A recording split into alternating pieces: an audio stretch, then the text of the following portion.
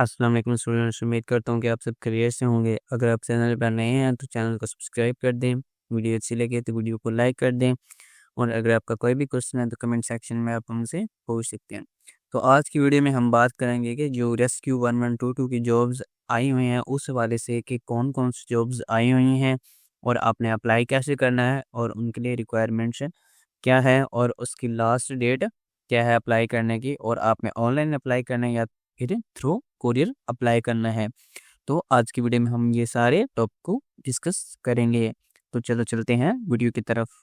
और जैसा कि आप सबको पता है कि रेस्क्यू 1122 की जॉब्स आई हुई हैं और जिन स्टूडेंट्स को नहीं पता उनको बताता चलूँ कि रेस्क्यू 1122 में मुख्तलिफ कैटेगरीज में जॉब्स आई हुई हैं, जैसा कि deputy director monitoring and enforcement DPSC, यानी कि इनका 18वां ग्रेड है, और उसके अलावा इन्फोर्समेंट ऑफिसर का 17वां ग्रेड है, कंप्यूटर प्रोग्रामर्स की जॉब का 17वां ग्रेड है, इमरजेंसी मेडिकल टेक्नीशियन की जॉब का 11वां ग्रेड है, मेंटेनेंस टेक्नीशियन की जॉब का 11वां ग्रेड है, रेस्क्यू ड्राइवर की जॉब का 5वां ग्रेड है। और इनकी मैं आपको पोस्ट भी बताता चलूँ कि कितनी कितनी पोस्ट आई हुई हैं, यानी कि कितनी कितनी सीटें आई हुई हैं। तो जो deputy director monitoring and enforcement technician है, यानी कि जो भी यानी कि 18वें ग्रेड की जो जॉब है उनकी सिर्फ एक सीट है। उसके अलावा इन्फोर्समेंट ऑफिसर की 4 सीटें हैं, कंप्यूटर प्रोग्रामर की 1 सीट है, और बाकी EMT टेक्नीशियन यानी कि emergency medical technician, maintenance technician और रेस्क्यू ड्राइवर, इनकी मुख्तलिफ शहरों में मुख्तलिफ सिटीज़ में अलग अलग जॉब्स हैं। यानी कि जैसा कि बहावलपुर में जो LTV की हैं वो 4 जॉब्स हैं और EMT को वो 2 हैं, और चकवाल में EMT की 1 है, LTV की 2 हैं, डीजी खान में EMT की 1 सीट है और LTV की 2 सीट्स हैं, और फैसलाबाद में EMT की कोई सीट नहीं और जो ड्राइवर रेस्क्यू ड्राइवर हैं उनकी 2 सीट हैं। गुजरात में 8 सीट्स हैं इमरजेंसी मेडिकल टेक्नीशियन की और LTV की 6 सीट्स हैं। उसके अलावा गुजरांवाला में EMT की कोई सीट नहीं और 3 सिर्फ रेस्क्यू ड्राइवर्स की हैं। हाफिज़ाबाद में 1-1 है दोनों की, EMT की और LTV की, और झेलम में 1 EMT की और 2 LTV की हैं। जंग में एक एमटी टेक्नीशियन यानी कि मेंटेनेंस टेक्नीशियन की जॉब है, EMT की कोई नहीं है, LTV की जो है वो 1 जॉब है। उसके अलावा खानेवाल में सिर्फ और LTV की 2 जॉब्स हैं। लाहौर में सिर्फ 1 EMT टेक्नीशियन की जॉब है और 1 LTV टेक्नीशियन की जॉब है। मियांवाली में सिर्फ 1 LTV टेक्नीशियन की जॉब है। मुल्तान में 1 EMT टेक्नीशियन की जॉब है और 3 LTV टेक्नीशियन की यानी कि LTV ड्राइवर की जॉब्स हैं। उसके बाद ननकाना साहब में 1 EMT टेक्नीशियन की जॉब है और 2 रेस्क्यू ड्राइवर्स की जॉब हैं। नारोवाल में 2 इमरजेंसी मेडिकल टेक्नीशियन की जॉब्स हैं और 1 LTV यानी कि रेस्क्यू ड्राइवर की जॉब है। रहीम यार खान में EMT की जॉब कोई नहीं, LTV की सिर्फ 1 सीट है। रावलपिंडी में 1 EMT की सीट है, LTV की भी 1 ही सीट है, और रजनपुर में 2 EMT टेक्नीशियन की जॉब्स हैं और LTV की 1 सीट है। सरगोदा में सिर्फ LTV की 1 सीट है। सियालकोट में भी सिर्फ 2 LTV यानी कि रेस्क्यू ड्राइवर्स की सीट्स हैं।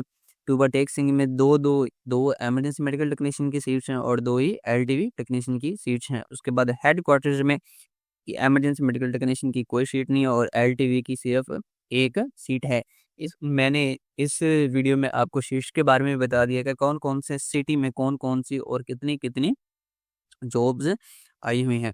तो उसके अलावा हम बात करते हैं कि जो इमरजेंसी मेडिकल टेक्नीशियन उसके लिए आपके पास पैरामेडिकल 2 ईयर का पंजाब मेडिकल फैकल्टी से जो डिप्लोमा होता है किसी भी टेक्नीशियन में, डिस्पेंसर हो, MLT हो या जो भी हो, वो आपके पास होना लाज़मी है। और मेंटेनेंस टेक्नीशियन के लिए आपके पास ये 3 इयर्स का जो कोर्स यानी कि डिप्लोमा होता है वो BFSC के इक्वल होता है। मैकेनिकल का डिप्लोमा होता है, इलेक्ट्रिकल का, मतलब कि बहुत से होते हैं DE के, वो आपके पास होना लाजमी है। इसके अलावा रेस्क्यू ड्राइवर के लिए आपका मैट्रिक पास होना ज़रूरी है और आपके पास LTV का लाइसेंस होना ज़रूरी है। और डिप्टी डायरेक्टर के लिए आपके पास आर्म्ड फोर्सेज में 17वें रैंक की जॉब होना ज़रूरी है और आपके पास 15 साल का एक्सपीरियंस भी होना लाजमी है। उसके बाद इन्फोर्समेंट ऑफिसर के लिए आपका MBBS होना ज़रूरी है और आपकी रजिस्ट्रेशन PMC या फिर PMDC से 1 साल का एक्सपीरियंस भी इसके साथ होना लाज़मी है। उसके अलावा कंप्यूटर प्रोग्रामर के लिए आपको MCS यानी कि MPhil इन कंप्यूटर साइंस या फिर MS इन IT या फिर BS यानी कि बैचलर ऑफ कंप्यूटर साइंस की डिग्री आपके पास होना ज़रूरी है। अगर ये आपके पास हैं तो आप इन जॉब्स पे अप्लाई कर सकते हैं।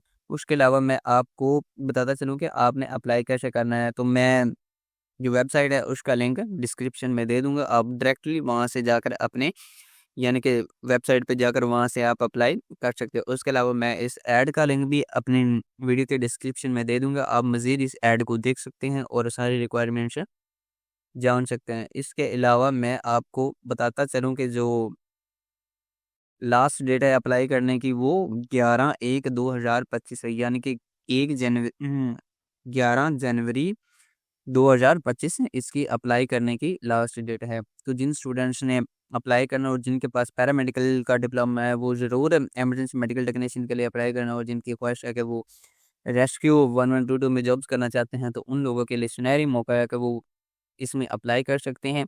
और कोशिश करें, अप्लाई करने के बाद आप मेहनत करें और इसमें कामयाब हों।